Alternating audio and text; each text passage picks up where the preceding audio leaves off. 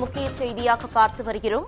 தென்காசி மாவட்டம் சுரண்டை அருகே சக மாணவனை மிரட்ட பள்ளிக்கு அறிவாளுடன் வந்த 12ஆம் வகுப்பு மாணவனால் பரபரப்பு ஏற்பட்டுள்ளது. இது குறித்தான கூடுதல் விவரங்களை வழங்குவதற்காக எமது செய்தியாளர் விமலவேலன் இணைப்பில் இணைகிறார்.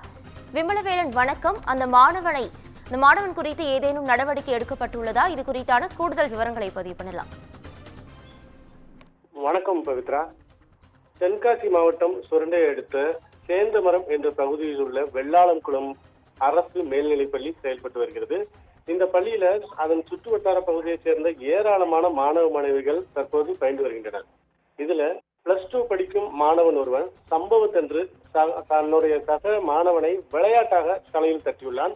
இதில் கோபமடைந்த அந்த மாணவன் அந்த சக மாணவனை திட்டியுள்ளான்.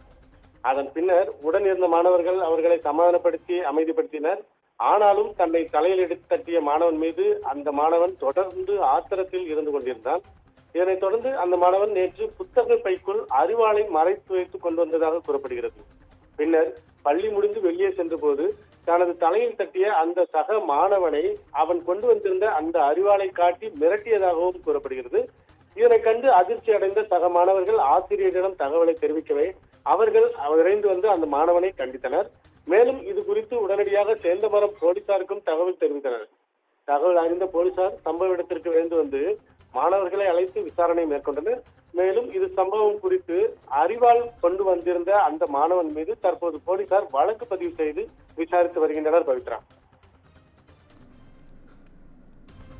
கூடுதல் விவரங்களுக்கு நன்றி விமலவேலன்.